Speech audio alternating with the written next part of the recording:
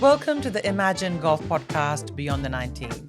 I'm your host Raj Narayan, and today we chat to Imagine member Kane Dury, who's the owner of Discover Buyers Agency. Kane shares some great insights of how he got into the property market and has utilized the property market to make great investments. And for anyone looking to enter the market or maximize their returns from property, this is a great episode not to be missed.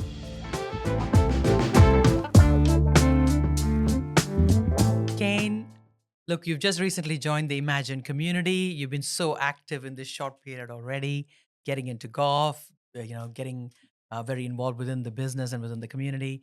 And I'm very thrilled to have you here on the podcast. So welcome, Kane. Thanks for having us, Raj. Keen to get into it today. Fabulous. So look, Kane, I just thought, given you're new to the Imagine community, let's learn a bit more about you, your background, where you come from.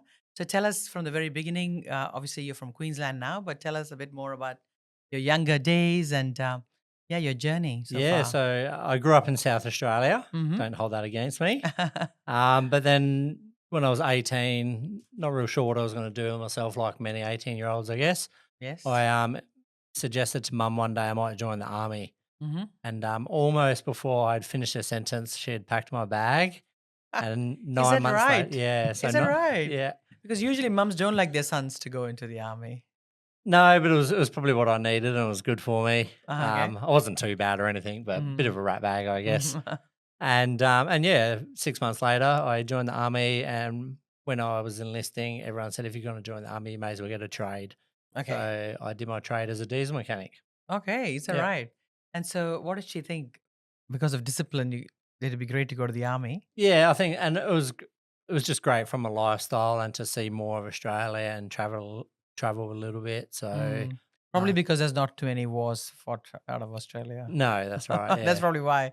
Because I remember back home, most parents don't want their kids to go join the army because there are actual wars. Well, it's funny you say that. My enlistment date was the 18th of September Mhm.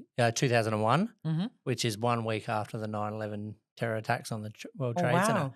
So as I was waiting to enlist, the news was literally just filled with everything that was the on-flow effect, I guess, from the terror attacks on the World Trade Center. Oh my goodness! And So what did your mom have to say about that? yeah, well, everyone pretty much said, as Just run I away. had a farewell party and everything, have fun in World War III, but it didn't, I mean, yeah, I didn't go anywhere, so that was okay, but yeah. Yeah. Yeah. So tell me a bit about the army days. How was it? Obviously, Yeah, so the first, people always envisage it's quite tough. So tell me a bit more. yeah, the first 2.5 years were in Albury-Wodonga, Mhm. and as I said, I was doing my trade, so that was kind of like the military's trade school, Okay. or TAFE, and was there, yeah, 2.5 years, and then after completing that, posted to Townsville for my first unit, I guess, and then shortly into that posting is when I met Nadia, my wife, who works in the business that I'm sure we'll touch on Mhm. in a moment. Yeah, and then 5.5 years in Townsville, Yep. and then posted to Sydney from there. Oh, fantastic. And during the time in the army, I mean, obviously you did your trade there, Yep. but do you also have to do a lot of training? And how is it? Tell us a bit more about that. Yeah, there was, your daily PT. You would still go outfield and do a lot of exercises. Hmm. I guess if you're not familiar with the lifestyle, it's probably all foreign. But for me, it felt very normal. But it was a very active and fun life. Yes. Yeah. And how many people were there in your unit or in your where you were So in staying? Albury-Wodonga, there Wodonga. was like 240 apprentices all on the barracks. Oh wow. Yeah. And all So doing different trades, all all different studying. trades. Yeah. There was medics, fitter armourers, mechanics. But we all lived on the barracks, and so you can imagine the lifestyle, I guess, that it was, and predominantly probably 80% males. Yes. Yeah. So it was that. That was just, I guess, the environment that we were in. Mm-hmm. Yeah. Um, and then yeah, when you get posted to your unit, it's more of a normal lifestyle where we lived off barracks in a house in the local suburb, and would just travel to the barracks each. Each day. Yeah, yep. And then what do you do in the barracks? Diesel mechanic work or just army Yeah, so stuff? predominantly, 7 till 4 hours. First 2 hours is PT Hmm. each morning, and then yeah, we were in the workshop, so we'd be swinging spanners all day. Oh Um, wow. Thursday afternoon is sport, so you play, whatever your code is. I guess I was a soccer player against the other units. Yeah, Wow, yeah. fantastic. That's pretty awesome. So obviously from army, it's very different, and diesel mechanic is very Yeah, yeah. different to what you do today. So tell us a bit more. How did you end up coming into this world and to buyer's agency? So. Yeah, so when I was 22, while I was in the army, Nadia and I were just started dating only 6 months or so. I'd read this book on property, went to a property seminar, and then just ran out and purchased my first property. No real idea what I was doing, but everyone just told me it's such a great idea to get in a property when you're younger. Mhm. And then And that's from such an Australian thing to do, isn't it? it Everybody is, says that. yeah, it's Yeah. they say it's the great Australian dream, I guess. And then when I was 24, through the following 2 years, I kept consuming all this information, reading magazines and books and seminars, and I purchased property number 2 and 3. So Mhm. I was 24 years old, had 3 properties, and it was around that time that I was like, okay, I know what I want to do with myself when I grow up, and I loved property, and I wanted to transition the career to be closer to that transaction of real estate. Um, Yeah. but I guess at 24 years old with 3 mortgages, I was in a very safe job and very secure job. To go to an industry I'd never worked in, and then there was predominantly commission only, and I had no experience. It took a fair while to work up that courage to Yes. take the leap of faith. Mhm. But eventually did. So I served for 12 years, and then discharged. And on the Gold Coast, we'd had our 2 boys, Byron and Leo, Yes. and I started a business as a mortgage broker on the Gold Coast. Because back then, buyer's agents, especially in Queensland, weren't so common. Mhm. And And by this time, you obviously had invested in property yourself. You had your own yeah, properties and yeah. So, but we managing that. continue. I think at that point we had 6 when I Yes. when I was discharging, because over the 12 years we continued to build the portfolio. And were they Um, all investment properties, Kane? What did you end up we buying? did live in, yeah. So we'd always lived in one, One of them. or Yeah. Yeah. at least one. Um, And when we were posted to Sydney, we had rented them all out and we just lived there in service accommodation. Mhm. But yeah, then when we discharged on the Gold Coast, it was always giving people that light bulb moment of investing in property from a young age. So something I'm passionate about is, I guess, our most precious resource is time, and we can never get our time back. So the sooner we start investing in property from a young age, the Mhm. more that compound effect at the back end has more meaningful impact. But like many 18, 19, 20 year olds, we don't really realize or appreciate what our parents tell us, or someone older and wiser is telling us, get into property. We don't Yes. always absorb that information, I guess. Mhm. So yeah, the big passion for me is getting young investors started, and that's why I chose mortgage brokering over just going into real estate sales, because I Yeah. had no real interest in helping someone sell their family home. Mhm. I wanted to give people um, that moment, or that light bulb moment of investing in property, but then also how to turn one into two by accessing equity Yeah. and Mhm. leveraging into the next one. So I did that for about 6 years, Okay. and I we were purchasing the second property in our self-managed super fund, and we were using a buyer's agent based out of Sydney. And during that purchase, the Mhm. conversation sort of turned to what was his growth plans as a business. Was he expanding into Queensland? Because I was very interested in the buyer's agency space. And yeah, a few months later, I started working for the Sydney-based buyer's agency. Yeah. Mhm. I was on the Gold Coast. Client could have been in Melbourne, and we'd buy in Adelaide or Perth, for example. So it was a very national approach to property, Yep. where wherever made sense from a market cycle, research and data is where we would go and buy for the client. And the client was 100% investors, so we wouldn't buy own occupiers.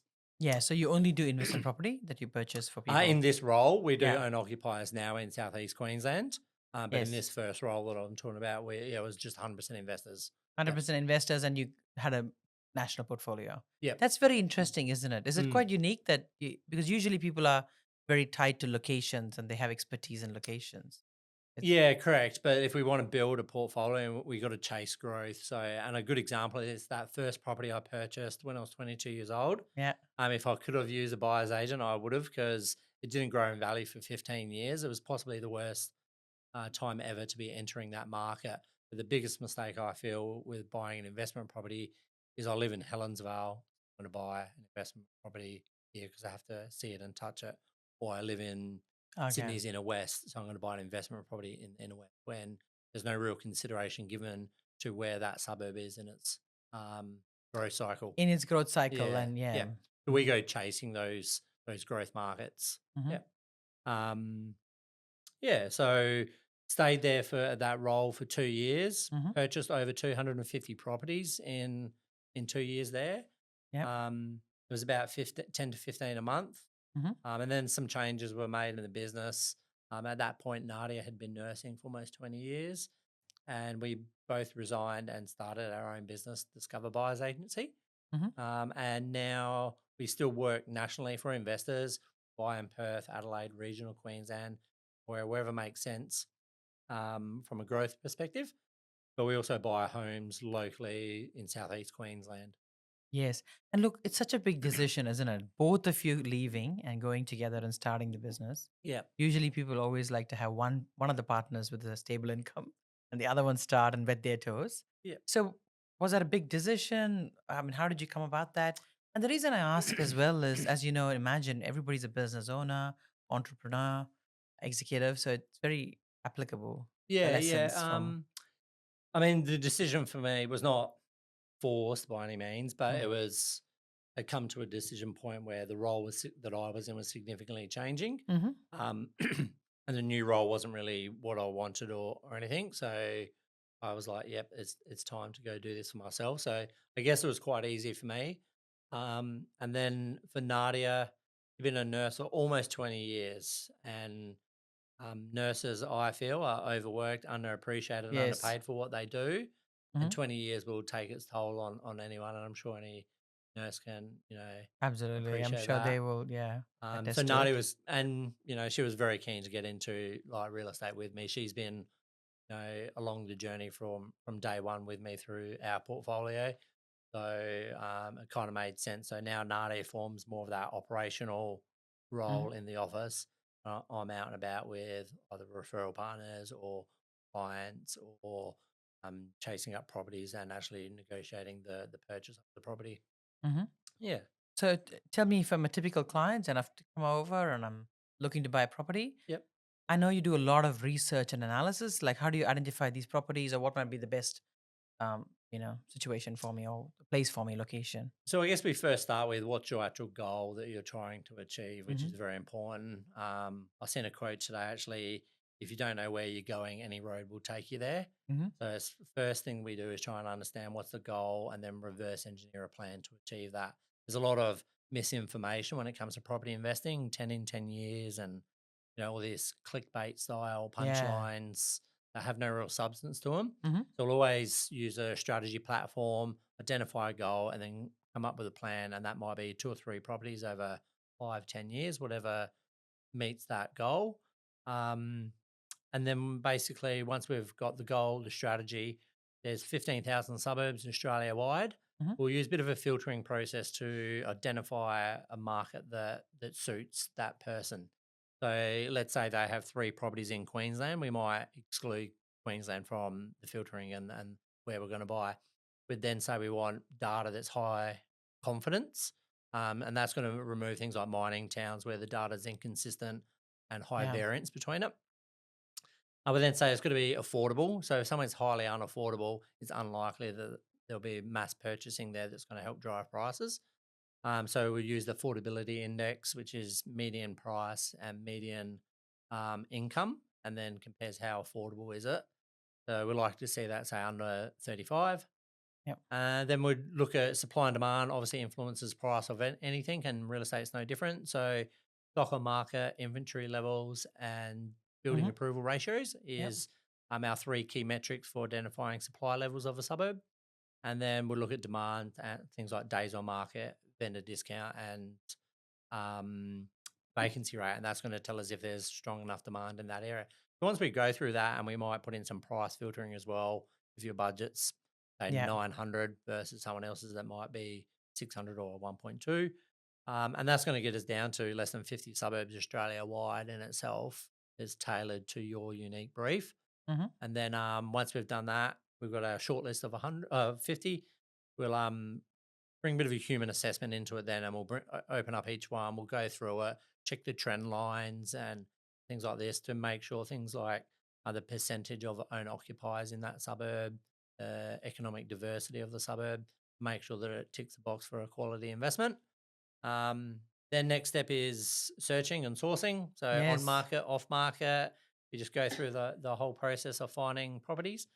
And then as we're finding and identifying properties, we're sort of um, but filtering through process of elimination where flood, bushfire, housing commission checks.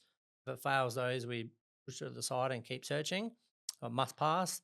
And then we go into a 100-point safety check on the property, which is essentially main roads, roundabout, cemetery, substation, not backing onto a commercial property, not a triangular weird shaped block or So battle there's a axe. lot goes on in this process, isn't Yeah, it? It's a yeah. lot of And it's factors. very Yeah. systematic and Yeah. that. So And then um, what do you find? Look, I always thought when people want to invest, they usually have an idea of or a location. And I know you talked about it yep, yep, before, but I always think, okay, I might be okay to have an investment property in Queensland, or I might be okay to have an investment property in this particular area.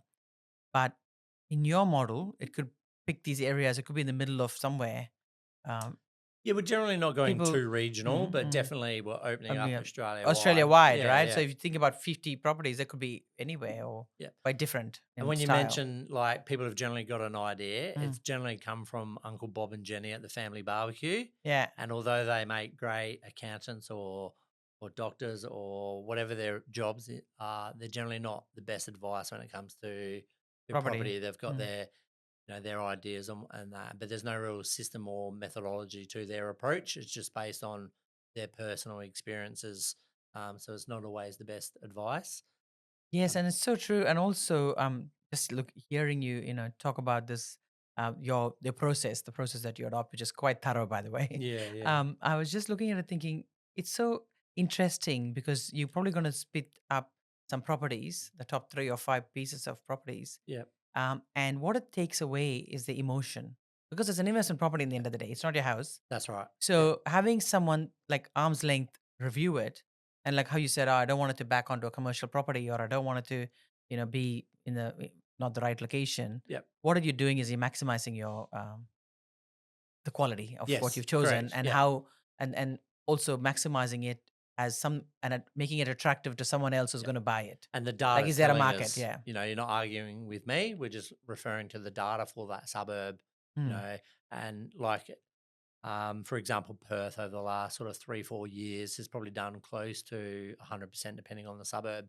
So that's an unsustainable amount of growth. It's not going to keep doing that. So Hmm. it will come into a flat period. And anyone that's in Perth would know through 2008 to 2020 there was almost no growth. It was a very flat market, and likewise that's unsustainable amount of no growth. Hmm. Hence why it boomed so much in the early 2020s.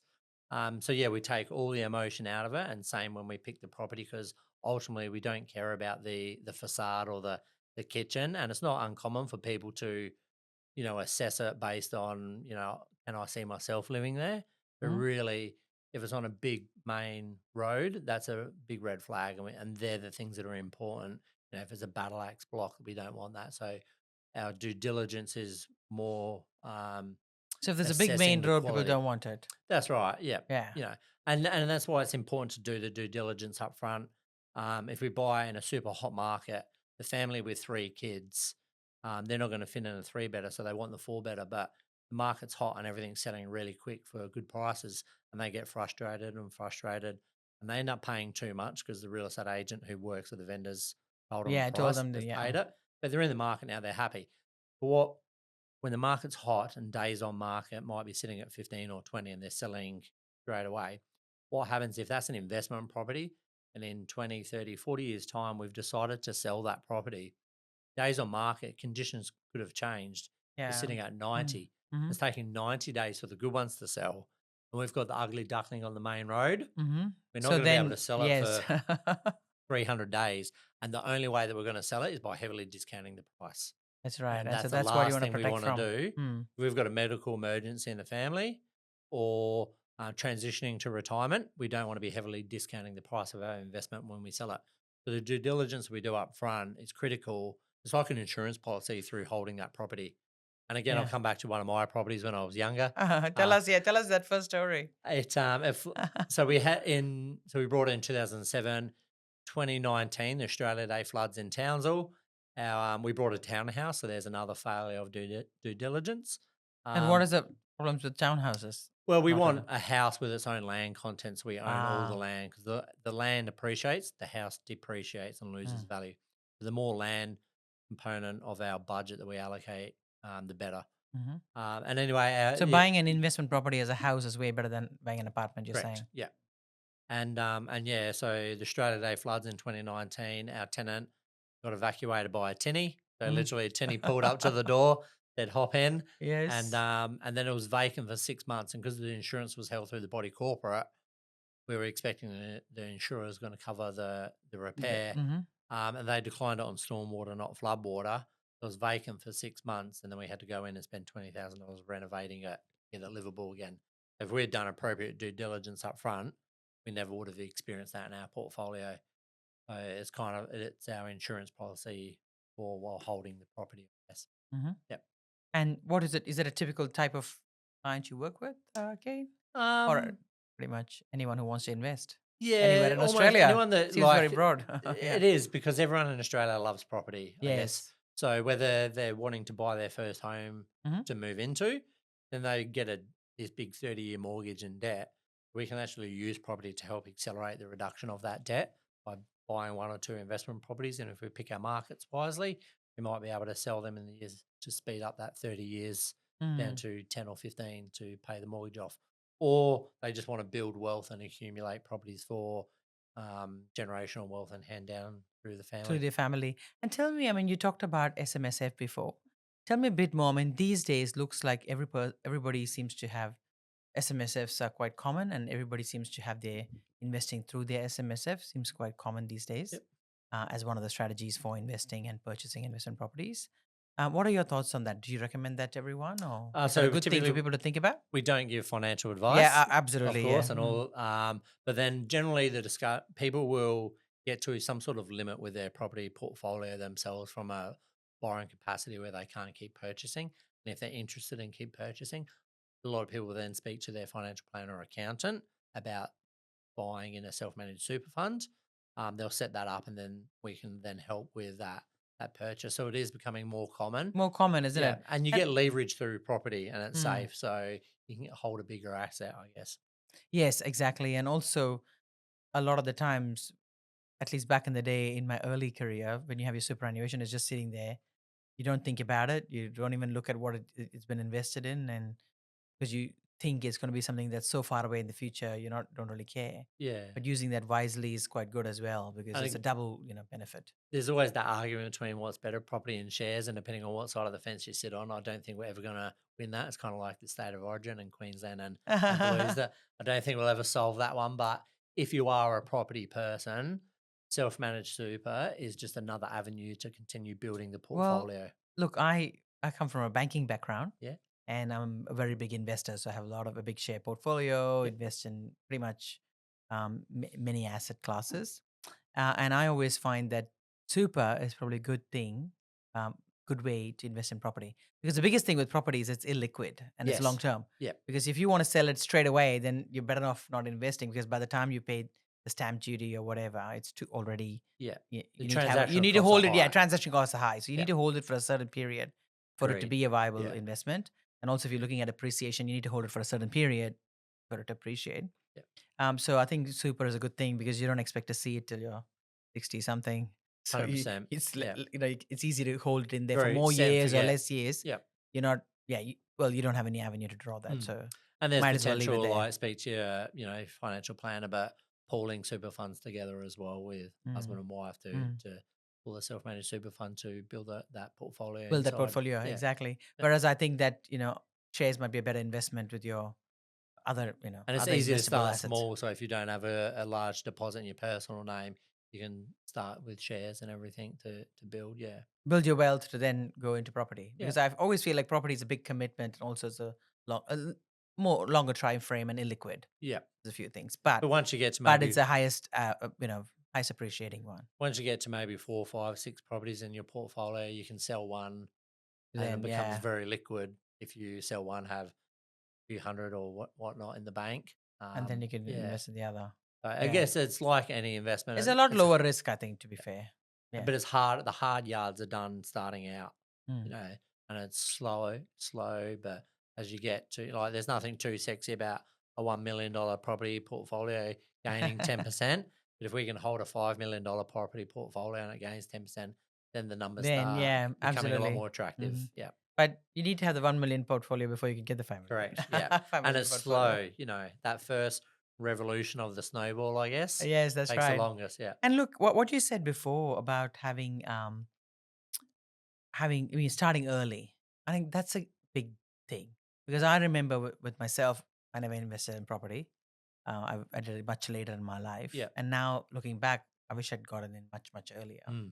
And with my daughter, certainly, I definitely encourage her to get in earlier and start investing, or you know, as soon as you can get into the Yeah, get yeah. into the market, you should.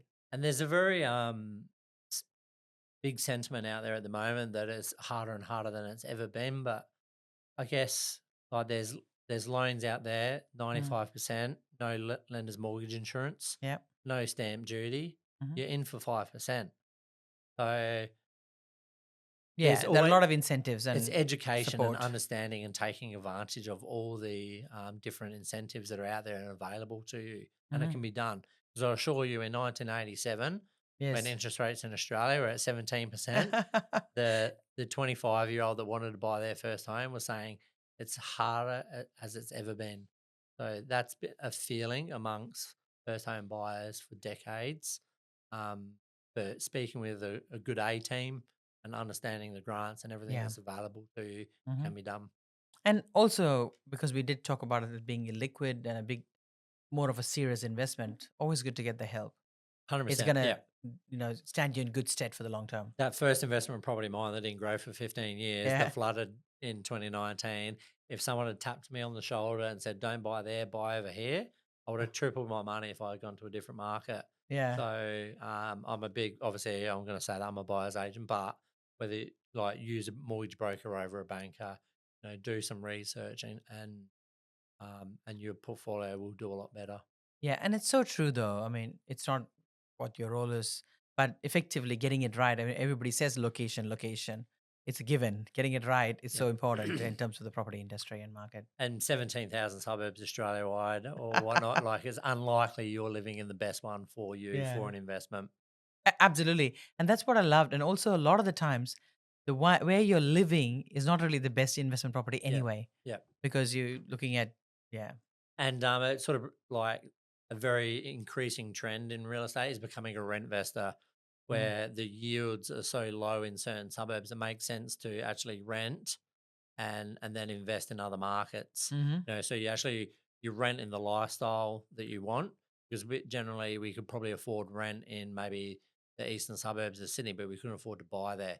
So we rent there and then buy in other markets Australia wide, and it puts us in a better lifestyle, better tax position with our portfolio, and we can probably hold more real estate and yeah, better wealth.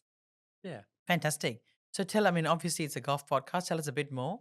You've just recently taken up golf. Oh no, my Yes, golf. let's talk Unfortunately, a my bit about a golf golf. isn't as good as my property investing. Well, most successful people, that's what they say. I find we obviously we have a lot of members and I play a lot of golf, and most CEOs and tend to be worse golfers than their associates and analysts. Sweet. So I fall Yet, into yeah, that exactly, category. absolutely. Perfect. Yet everybody still wants to play with the Yeah. CEO, so don't worry. No, so I started golf just over If you two. play too good a golf, that means you're not good at. No, I'm just No. joking. That means you spend too much time practicing and not building a business. Yeah. Yeah. No, I'm certainly not in that category.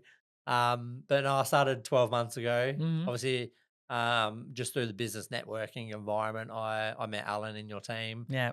and randomly just called him and we had a chat. And then he's like, "Oh, do you like golf?" So that was my introduction to Imagine. Obviously, I remember you when you came for out to the first event at Yeah. yeah. And I was actually at the first event. I didn't do the 18 holes because I was so nervous about playing in front of other people. I went and did I the remember you did the clinic with the Lee. coaching Yeah, clinic. Yeah, yeah. yeah. And then Lee said to me, "Well, I think you're giving everyone else too much credit or yourself not enough." Hmm. So I've started playing on the Imagine Days, doing Yes. the 18 holes. We'll be at Terry Hills tomorrow. Hmm. So I'm not sure when this goes live, but we're Yeah. recording the day before. Um, and yeah, just I'll get lessons regularly and just looking to improve and loving it. To be honest, sort of tuck your phone away in the bag, get your 10,000 steps nice and easy, a bit of vitamin D. Well, Mhm. not in the last few weeks anyway with the With rain, all the but rain. yeah. But look, it's such a good sport, and I think it's a great sport for business. Oh, I'm I love loving it. golf. I mean, Yeah, I've always found that golf was great at opening doors, building yeah, connections, and also exactly what you said. Put your phone away yeah. and you spend 4.5 hours with someone, you're going to get to know them at a much better It's level, like a deeper miniature level. detox, each Absolutely. week, Absolutely. and then yeah, building real relationships with real people. Mm. Yeah, I'm loving it. And it's opened up some great doors already for me. Oh, fantastic. That's what Yeah, I love to hear. yeah, yeah, And golf has always been great for me. And I find that um, it's good to meet people. It's good to entertain your clients or contacts as yep. well. Sometimes, it's quality time.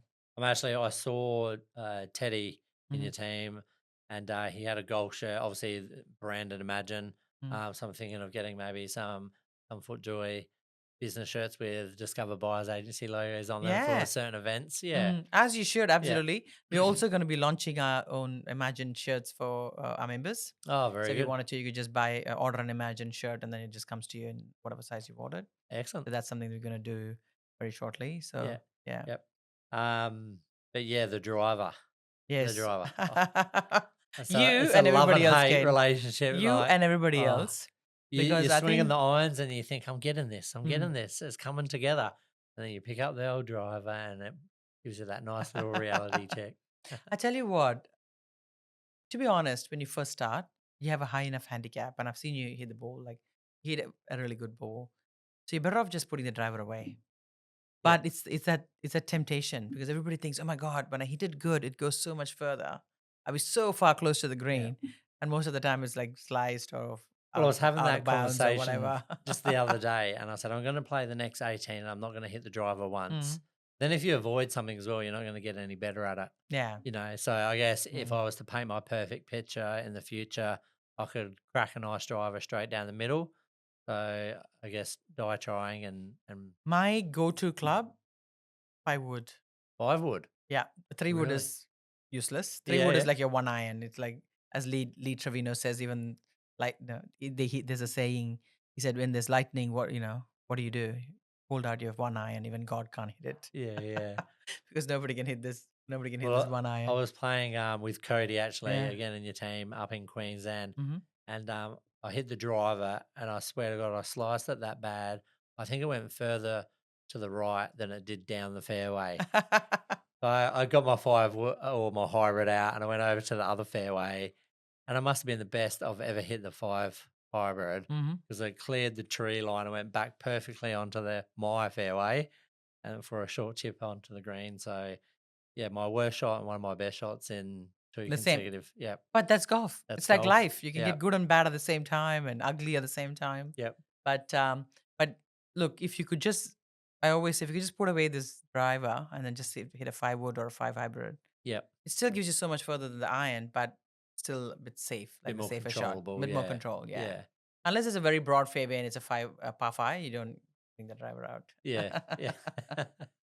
That's what I think. So look, a couple of quick questions about your golf. hmm You've just started playing. Any bucket list golf courses you want to visit, Kane? I probably haven't been around the game long enough to be honest to have a list, but I hear St Andrews and Pebble Beach Mm. are worthy of a good bucket list. Hmm. So yeah, we'll put those two for now. Ask me again in 12 months, and we'll see. The list will grow. Absolutely, absolutely. We'll do that. And what are your goals looking to the future, Kane?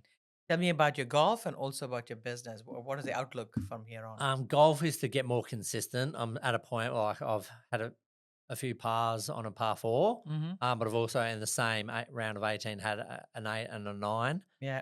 So to get more consistent and play, probably get to a 2+ per hole, Hmm. consistently. Um, for the business this year, we're very excited. It should be a great year of growth for us. We've Okay. got some exciting marketing avenues coming up. Hmm. We're going to Avalon Air Show, for example, Oh, in a fantastic. fortnight, Yeah. Hmm. which is a big sort of military environment. So, um, and just a bit of a property workshop series that we'll do through Australia, Darwin, Townsville, a lot of the around a lot of military barracks. Um, yeah, so plenty of growth in the business and consistency in golf, I'd say. Yes, that sounds like nearly everybody's Yeah, goal. But that's good. Look, consistency. I've been saying that. I'm quite a consistent player. yep, But even then, like these days, I find that yeah, at the moment I don't get to practice enough. yep, It all comes down to the practice. I think it's less about the playing, it's what you do in between the games. yes, yeah. Yeah, it's So, like as you said, like it's all the research, all the thing, all the well, stuff that goes behind the actual game. yeah, yeah. Yeah, So, golf's actually getting squeezed into the marketing plan for the business to try and get that absolutely. consistency in. Look, when I worked banking, I only wanted two things. One is I wanted an excuse to play golf midweek, and two, I wanted to be able to expense it. Yeah, perfect. So that's what we created And with that's how Imagine. Imagine was That's born. what that's what Imagine was born. It says business networking. You get to play golf midweek, and then you get to be able to expense it. Perfect. That's exactly Yeah. his gold, I think. Look, Kane, it's been so good chatting to you. Learning more about Discover Buyers Agency, learning more about your golf, and all about your aspirations and goals. Any final words, Kane, that you want to add? No, it's been great speaking. I love sharing the story. If you're in Sydney or Melbourne and you are relocating to Queensland, love to have a chat with you. Or yeah, if you want to build wealth and build a property portfolio, please reach out. Yeah, fantastic. Yeah, definitely reach out to Kane, and fantastic to have you. Excellent. Thanks so much, Raj. Thank you.